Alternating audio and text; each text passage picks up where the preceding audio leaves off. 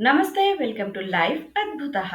మనకు చిన్నప్పటి నుంచి అందరూ చెప్పేది కంఫర్ట్ జోన్ నుంచి బయటకొచ్చేయండి. బయటకొస్తేనే మీకు గ్రోత్ ఉంటుంది. ఆ బయటకొచ్చి కష్టపడి పని చేస్తేనే మీకు సక్సెస్ ఉంటుంది. మీకంటూ ఇష్టాలు కొన్నుంటాయి.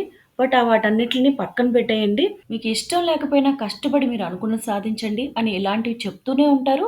మనం వింటూనే ఉంటాం. నిజంగా ఈ కంఫర్ట్ జోన్ అంత డేంజరసా? మన సక్సెస్‌కి ఎందుకు ఉపయోగపడదా? మన మనసుని ఎప్పుడు హ్యాపీగా ఉంచుతూ కంఫర్ట్ జోన్‌లో ఉంటూ మన గోల్స్‌ని అచీవ్ చేయలేమా? ఈ వీడియో ఎక్కడ స్కిప్ చేయకుండా లాస్ట్ వరకు చూడండి. కంఫర్ట్ జోన్ వాల్యూ ఏంటి? కంఫర్ట్ జోన్‌లో ఉంటూనే మీకు కావాల్సిన గోల్స్‌ని రీచ్ అవ్వడానికి ఏం చేయాలి అనేది ఒక క్లారిటీ వచ్చేస్తుంది. మనందరికీ రిలేట్ అయ్యే టాపిక్స్ మీద వీడియోస్ తీస్తూ ఉంటాను. నేను వీడియో పెట్టగానే మీ వరకు రావాలి అంటే కిందనున్న సబ్స్క్రైబ్ బటన్ క్లిక్ చేసి దాని పక్కనే ఉన్న బెల్ ఐకాన్ క్లిక్ చేస్తే చాలు. సో, సబ్స్క్రైబ్ చేశారు కదా! ఇక వీడియోలోకి వెళ్ళిపోదాం. ప్రతి ఒక్కరి లైఫ్‌లో అది మీరైనా, నేనైనా, ఎవ్వరైనా సరే ఎదుగుదల కావాలనే కోరుకుంటాం.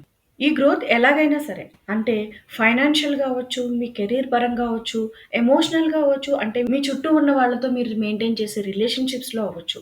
ఏదైనా సరే నిన్నటి కన్నా ఈరోజు బెటర్‌గా ఉండాలి, ఎదుగుదల కనిపించాలనే కోరుకుంటాం. సో, నిన్నటి కన్నా ఈరోజు బెటర్ అయింది, ఎదిగాము అనే ఫీల్ ఉందే అది ఇచ్చే కిక్కే వేరు. అయితే ఈ గ్రోత్ కోసం కంఫర్ట్ జోన్ నుంచి బయటకొచ్చేసి అంటే మనం కష్టపడి దీన్ని సాధించాలి అనే కాన్సెప్ట్‌తో హార్డ్ వర్క్ చేసి, మనకు నచ్చకపోయినా అందులో దూకేసి, దాంట్లో ఈదుతూ ఉన్నామే అనుకోండి.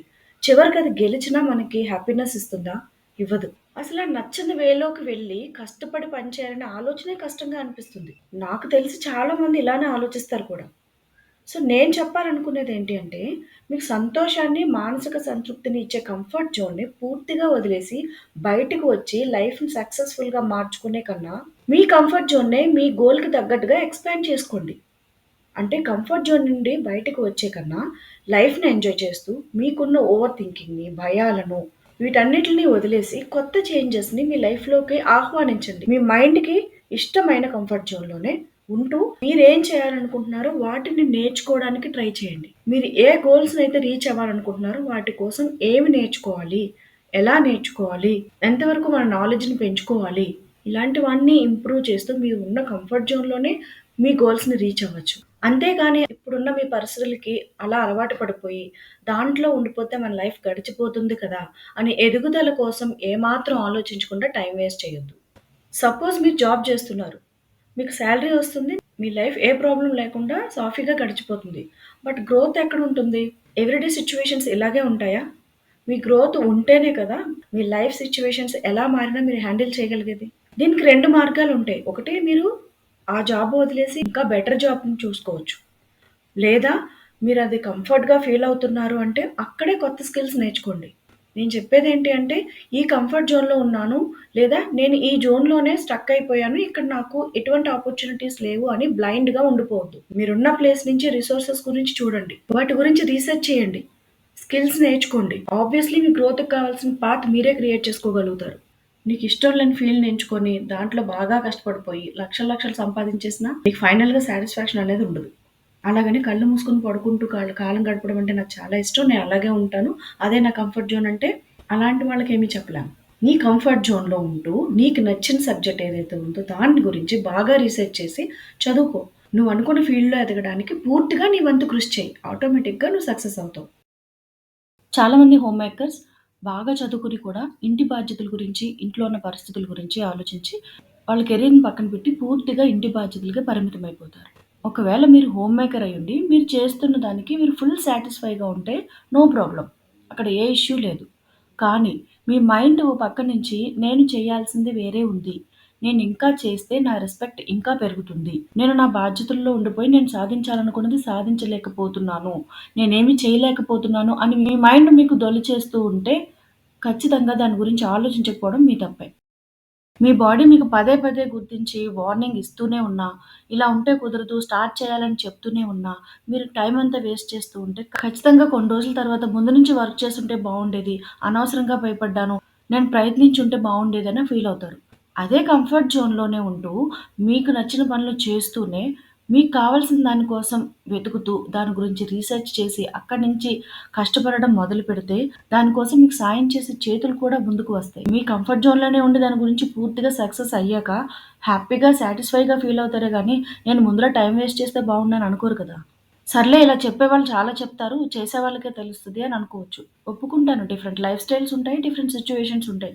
ఇక్కడ అన్నిటిని కంట్రోల్ చేయలేకపోతున్నాం అని వరీ అవ్వడం కన్నా, మనం ఎంతవరకు వర్క్ చేయగలం, అది మాత్రమే మన చేతుల్లో ఉంటుందనేది యాక్సెప్ట్ చేయాలి. దాని నుండి వచ్చే రిజల్ట్ మన కంట్రోల్‌లో లేదు అనే ఫ్యాక్ట్‌ని యాక్సెప్ట్ చేసి ముందుకెళ్ళాలి. ఏదైనా వర్క్ స్టార్ట్ చేశాక దాని సక్సెస్ కాకపోతే ఏమవుతుందో, ఎవరేమంటారో అనే భయం వల్ల చాలామంది ఎటువంటి ఆలోచన, ఎటువంటి ప్రయత్నం లేకుండా అలానే ఉండిపోతారు. ఫెయిల్యూరు, సక్సెస్ పక్కన పెడితే అట్‌లీస్ట్ ప్రయత్నం చేస్తున్నారు కదా! మీరంటూ ఎంతో కొంత నాలెడ్జ్‌ని గెయిన్ చేస్తారు. అది ఖచ్చితంగా మీకు లైఫ్‌లో ఏదో ఒక విధంగా ఉపయోగపడుతుంది. ఇప్పుడు మనకు అవైలబుల్‌గా ఉన్న సోషల్ మీడియాను ఉపయోగించుకునే ఇంట్లోనే ఉంటూ ఆడవాళ్ళు చాలా మంది చాలా రకాలుగా వాళ్ళు ఎంచుకున్న రంగాలలో తమను తాము ప్రూవ్ చేసుకుంటున్నారు.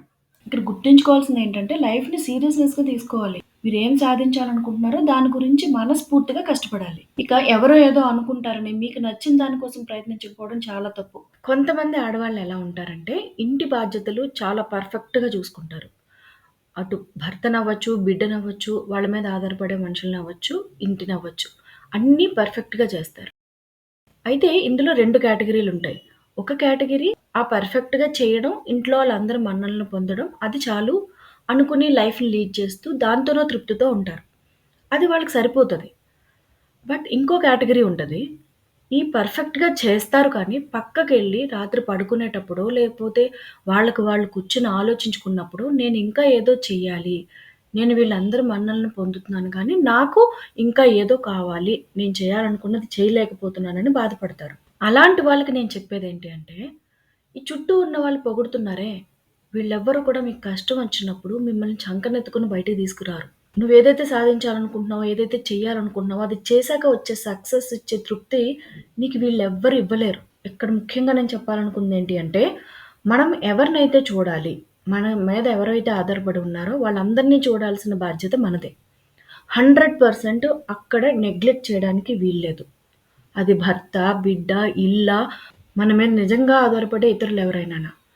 వాళ్ళని 100% మనం చూసుకోవాల్సిన బాధ్యత మనదే. అలా చూసుకుంటూ వాళ్ళిచ్చే పొగడ్తలకి బానిసైపోయి, నీకున్న కలల్ని పక్కన పెట్టి, రాత్రి పడుకునేటప్పుడు నేను సాధించలేకపోతున్నాను, నేను చేయాలనుకున్నది ఏమీ చేయలేకపోతున్నానని వెలితితో పడుకున్నావా, అది నీదే తప్పు. మీరేం చేయాలనుకుంటున్నారో ఫస్ట్ మీరు క్లారిటీగా ఉండండి. మీ చుట్టూ ఉన్న వాళ్ళకి చెప్పండి. మీరు ఇంటి పనులు ఇన్ని సమర్థవంతంగా చేసిన వాళ్ళు, మిగిలిన పనులు మీకోసం చేయాలనుకున్నవి కూడా ఇంకా సమర్థవంతంగా చేయగలననే నమ్మకం మీ మీద మీరు ఉంచుకుని, వాళ్ళకి ఎక్స్‌ప్లెయిన్ చేయండి. వాళ్ళకి అర్థమయ్యేలా చేయండి. ఎవ్వరు ఆపరు. వాళ్ళ గురించే బతికేస్తూ వాళ్ళ పొగడ్తలకి పడిపోతూ, వాళ్ళు మెచ్చుకుని మెడలో దండేసి ఎత్తి కూర్చోబెడతారనే అపోహల నుండి బయటికి రండి. మీ బాధ్యతలని 100% నిర్వర్తిస్తూనే మీ ఓన్ డ్రీమ్స్ గురించి కూడా కష్టపడండి. ఓవర్ థింక్ చేయడం వల్ల టైం అంతా వేస్ట్ అవుతది. ఫైనల్‌గా మీకు ఫ్రస్ట్రేషను, స్ట్రెస్ ఏం సాధించలేకపోయామనే నిరాశ తప్ప ఏమీ మిగలదు. అదే మీకు నచ్చిన రంగంలో కష్టపడి మిమ్మల్ని మీరు ప్రూవ్ చేసుకొని చూడండి. మీ చుట్టూ ఉన్న ఏ జనాల కోసమైతే భయపడుతున్నారో వాళ్ళందరూ మీకు సాయం చేస్తారు. వాళ్ళందరూ మిమ్మల్ని పొగుడుతారు. ఇక ఫైనల్‌గా చెప్పాలనుకున్నదేంటంటే లైఫ్ మీద సీరియస్‌నెస్ రావాలి. మనతో పాటు ఎవరు లేకపోయినా లైఫ్‌ని లీడ్ చేయగలిగే పరిస్థితి వచ్చినప్పుడు సీరియస్‌నెస్ వచ్చిన ఏజ్, ఓపిక, ఆరోగ్యం ఇవన్నీ ఎలా ఉంటాయో తెలీదు. అంటే నా ఉద్దేశ్యం ఎప్పుడో ఏదో జరుగుతుందని ఇప్పుడున్న ఈ కంఫర్ట్ లైఫ్‌ని వదులుకోవాలి. కష్టపడి ఇష్టం లేకపోయినా ఏడుస్తూ ఏదో లాగుతూ సాధించేయాలని చెప్పడం లేదు. లైఫ్‌లో సాధించవలసినవి క్లియర్‌గా అర్థం చేసుకొని, దానికోసం చేయాల్సిన పనులను మీ కంఫర్ట్ జోన్‌లోకి లాక్కుని ఇష్టపడి చేయడం అలవాటు చేసుకోండి. సో, కష్టం వచ్చాక పరిగెడతానంటే కుదరదిక్కడ.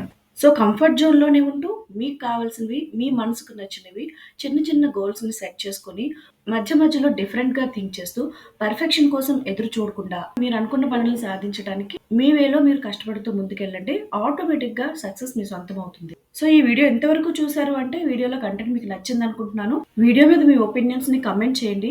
ఇది కరెక్టే కదా! నాకు ఇది రిలేటెడ్‌గా ఉంది కదా! అని మీకు అనిపిస్తే ఒక లైక్ చేయండి. ఇలా మనందరికీ ఉపయోగపడే రిలేటెడ్ టాపిక్స్ మీద వీడియోస్ తీయాలనుకుంటున్నాను. ఎక్కువ మందికి చేరాలి అంటే ఎక్కువ లైక్స్ రావాలి. అందుకే లైక్ కొట్టండి. మరింత మందికి కంటెంట్ రీచ్ అయ్యేలా చేయండి.